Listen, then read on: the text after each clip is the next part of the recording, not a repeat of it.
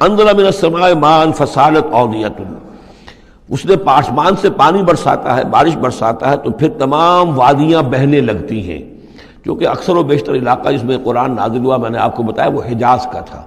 حجاز میں پہاڑی سلسلے ہوتے ہیں. جب بارش ہوئی تو اب پہاڑوں کی رینج کے درمیان وادیاں ہیں، پھر وادیوں میں پانی جو سیلاب آتا ہے. سالت اودیۃ، تمام وادیاں جو ہیں وہ بہہ نکلی سیلاب کے ساتھ.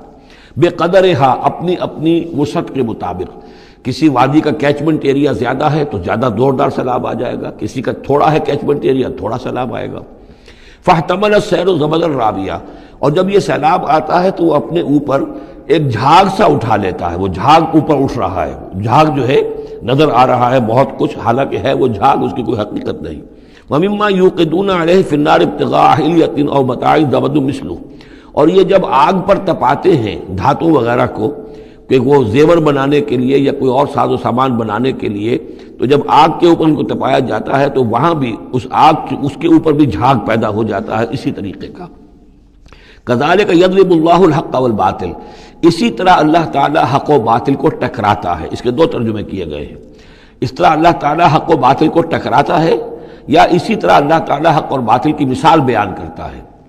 فَأَمَّا الزَّبَدُ فَيَذْهَبُ جُفَاءً، تو یہ جو اوپر کا ہوتا ہے جھاگ وہ تو پھر خشک ہو جاتا ہے، ختم ہو جاتا ہے، اس کی کوئی حقیقت نہیں ہوتی. وَأَمَّا مَا يَنْفَعُ النَّاسَ فَيَمْكُثُ فِي الْأَرْضِ، اور جو شے لوگوں کے لیے مفید ہوتی ہے، پانی مفید ہے جو نیچے ہے نظر نہیں آ رہا، اوپر جھاگ نظر آ رہا ہے، نیچے پانی ہے، مفید شے تو پانی ہے، وہ زمین میں جذب ہو جاتی ہے، وہ ٹک جاتی ہے. اسی طریقے سے جو اوپر جھاگ آ گیا کوٹھالی کے اندر، وہ جھاگ تو ضائع ہو جائے گا، وہ میل کچیل ہے. جو اصل سونا ہے وہ نیچے ہے. وَأَمَّا مَا يَنْفَعُ النَّاسَ فَيَمْكُثُ فِي الْأَرْضِ كَذَلِكَ يَضْرِبُ اللَّهُ الْأَمْثَالَ، اسی طرح اللہ تعالیٰ مثالیں بیان کرتا ہے. یہ مقام اس اعتبار سے بہت اہم ہے کہ اس میں جو ڈائلیکٹیکل میٹریلزم کا فلسفہ ہے مارکس کا، اس کا جتنا حصہ صحیح ہے وہ یہاں قرآن مجید میں اس آیت میں موجود ہے.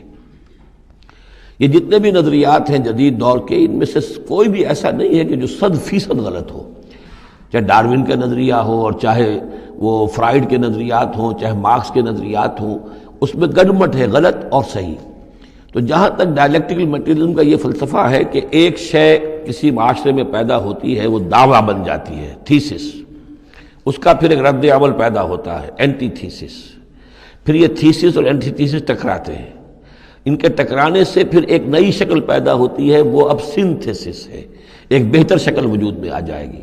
لیکن یہ سنتھسس بھی کامل نہیں ہے، اس کے اندر بھی کوئی نقص ہے، لہذا پھر اب یہ سنتھسس بن جائے گا. اس کے ہی کوکھ سے ایک اینٹی تھیسس جو پھر جنم لے لے گا، پھر یہ سنتھسس اینٹی تھیسس ٹکرائیں گے، پھر سنتھسس ہوگا. اس طرح درجہ بدرجہ چیز جو ہے آگے بڑھتی جا رہی ہے. اس تصادم میں جو شے لوگوں کے لیے، انسانوں کے لیے مفید ہوتی ہے وہ باقی رہتی ہے، اور جو شے مفید نہیں ہوتی وہ ختم ہو جاتی ہے. یہ پوری تھیوری ہے، لیکن چونکہ اس میں سارا معاملہ ہے مادے کا، روح اور اس کی حقیقت یہ ان لوگوں کے سامنے سرے سے ہے نہیں. اس حوالے سے ہی ساری گمراہی ہو گئی ڈاروین کے نظریے میں، اسی حوالے سے ساری گمراہی ہو گئی فرائیڈ کے نظریے میں، اسی حوالے سے ساری گمراہی ہو گئی مارکس کے نظریے میں. لیکن یہاں بھی دیکھیے، جیسے کہ سورہ انبیاء کی آیت نمبر 18 میں آیا ہے، بل نقذف بالحق علی الباطل فیدمغہ، ہم دے مارتے ہیں حق کو باطل پر تو باطل کا وہ بھیجا نکال دیتا ہے. فاذا ہوا زاہق، اور باطل جو ہے پھر وہ غائب ہو جاتا ہے. تو باطل کی حیثیت یہ ہے. تو یہ ٹکراؤ جو ہے حق و باطل کا اور خیر و شر کا کشاکش جو ہے یہ ہو رہی ہے. تو اس میں بھی ایک حد تک بات صحیح ہے کہ تدریجاً پھر جو نسل انسانی ہے وہ تمدن کے ارتقاء کے مراحل وہ طے کر رہی ہے، اور رفتہ رفتہ بہتری کی طرف آ رہی ہے. جس کو اقبال نے کہا ہے کہ ہر کجا بینی جہان رنگ و بو، کہ از خاکش بروید آرزو، یاد نور مصطفیٰ اورا بہاست، یا ہنوز اندر تلاش مصطفیٰ است. یہ جو سوشل ایولیوشن ہے یہ خود رفتہ رفتہ اب اسی راستے پر بڑھ رہا ہے جس راستے پر کہ محمد رسول اللہ صلی اللہ علیہ وسلم نے اب سے 1400 برس ایک ہی چھلانگ میں نوع انسانی کو پہنچا دیا تھا. كذلك يضرب الله الحق والباطل فاما الزبد فيذهب جفاء واما ما ينفع الناس فيمكث في الارض كذلك يضرب الله الامثال للذين استجابوا لربهم الحسنى. جو لوگ اپنے رب کی دعوت پر لبیک کہتے ہیں، قبول کرتے ہیں اپنے رب کے احکام کو، ان کے لیے بھلائی ہے. والذین لم يستجیبوا له، اور جو لوگ اس کی پکار پر لبیک نہیں کہتے. لو ان لهم ما فی الارض جميعا ومثله معه لافتدوا به، اگر ان کے پاس کل زمین میں جتنا ساز و سامان ہے، دولت ہے، وہ بھی ہو اور اتنا ہی اور بھی ہو، تو وہ سارا بھی وہ فدیے میں دینے کے لیے تیار ہو جائیں گے. اولئک لهم سوء الحساب، ان کے لیے یقیناً برا حساب ہے، یعنی حساب سے جو نتیجہ ان کے حق میں نکلنے والا ہے وہ بہت برا ہے. ومأواہم جہنم، ان کا ٹھکانہ جہنم ہے، وبئس المہاد، اور وہ بہت برا ٹھکانہ ہے. افمن یعلم انما انزل الیک من ربک الحق، کیا بھلا وہ شخص جو یہ جانتا ہے، جسے یقین ہے کہ اے نبی جو کچھ آپ پر آپ کے رب کی طرف سے نازل کیا گیا ہے وہ حق ہے، کمن ہو اعمیٰ، کیا اس جیسا ہو جائے گا جو اندھا ہے، جسے نظر نہیں آ رہا. انما یتذکر اولو الالباب، یقیناً سبق حاصل کرتے ہیں، نصیحت اخذ کرتے ہیں وہی جو عقل والے ہیں، ہوش مند ہیں. الذین یوفون بعہد اللہ، اب یہ وہ الفاظ آ رہے ہیں جو سورہ بقرہ میں ہم نے پڑھے ہیں، وہ لوگ کہ جو اپنے اللہ تعالیٰ سے کیے ہوئے عہد کو پورا کرتے ہیں. اب وہ عہد جو ہے ایک عہد الست ہے جو ہم کر کے اس دنیا میں آئے عالم ارواح میں. پھر وہ عہد جو بھی ہر مسلمان امت نے کیا ہے، میثاق شریعت جو ہے اللہ کے ساتھ کیا ہے.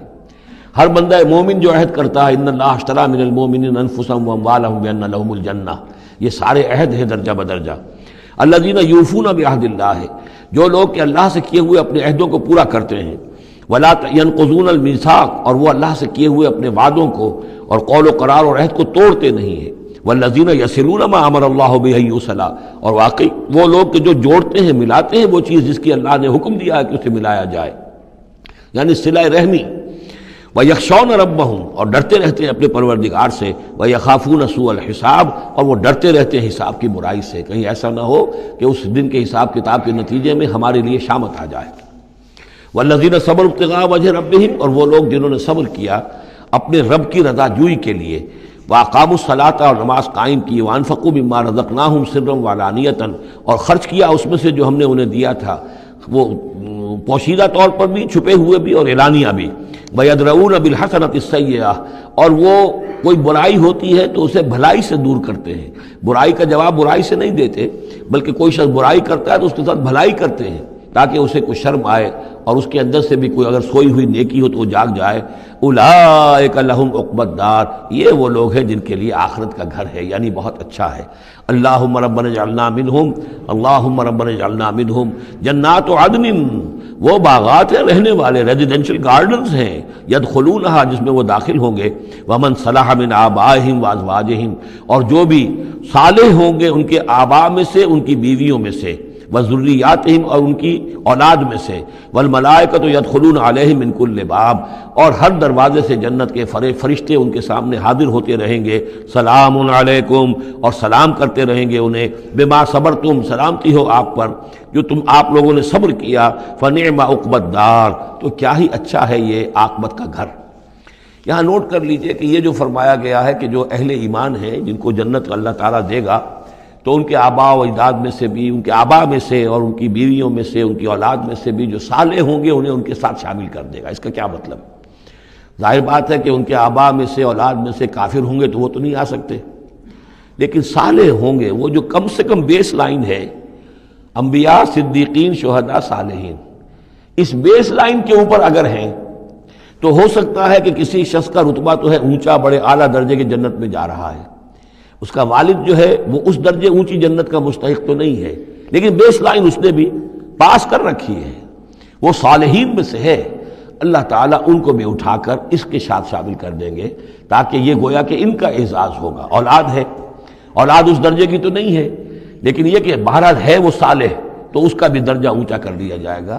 بیوی ہے، نیک ہے، صالح ہے، اگرچہ اس درجے کی نہیں تھی، اس کو بھی درجہ جو ہے اونچا کر کے اس کے ساتھ شامل کر دیا جائے گا. یہ گویا کہ اللہ تعالیٰ کی طرف سے قدر افزائی ہوگی اہل جنت میں سے جن کے درجات بلند ہوں گے، کہ ان کے ان قریبی رشتہ داروں میں سے جو صالح ہوں وہ جنتی، چاہے وہ کم درجے کے جنتی ہوں، ان کے درجوں کو بڑھا کر ان اونچے درجے والوں کے ساتھ شامل کر دیا جائے گا. یہ رعایت ہے. جنات عدن یدخلونہا ومن صلح من آبائہم وازواجہم وذریاتہم والملائکۃ یدخلون علیہم من کل باب. سلام علیکم بما صبرتم فنعم عقبی الدار. والذین ینقضون عہد اللہ من بعد میثاقہ، اس کے برعکس وہ لوگ کہ جو توڑتے ہیں اللہ کے عہد کو، اس کو مضبوطی سے باندھنے کے بعد. وَيَقْطَعُونَ مَا أَمَرَ اللَّهُ بِهِ أَن يُوصَلَ، اور کاٹتے ہیں ان رشتوں کو جن کو جوڑنے کا اللہ نے حکم دیا ہے، قطع رحمی کرتے ہیں، صلہ رحمی نہیں کرتے، وَيُفْسِدُونَ فِي الْأَرْضِ، اور زمین میں فساد مچاتے ہیں، أُولَٰئِكَ لَهُمُ اللعنہ، یہ وہ لوگ ہیں جن کے لیے لعنت ہوگی، وَلَهُمْ سُوءُ الدَّارِ، اور ان کے لیے برا گھر ہے یعنی جہنم ہے۔ اللہ یبسط الرزق لمن یشاء ویقدر، اللہ تعالیٰ جس کے لیے چاہتا ہے رزق کو کشادہ کر دیتا ہے، جس کے لیے چاہتا ہے تنگ کر دیتا ہے یا اندازے کے مطابق دینا شروع کر دیتا ہے۔ وَفَرِحُوا بِالْحَيَاةِ الدُّنْيَا، اور یہ مگن ہو جاتے ہیں، پوری طرح سے خوش اور مطمئن ہو جاتے ہیں دنیا کی زندگی ہی میں، فریفتہ ہو جاتے ہیں۔ وَمَا الْحَيَاةُ الدُّنْيَا فِي الْآخِرَةِ إِلَّا مَتَاعٌ، حالانکہ دنیا کی زندگی آخرت کے مقابلے میں کچھ بھی نہیں ہے سوائے تھوڑے سے ساز و سامان۔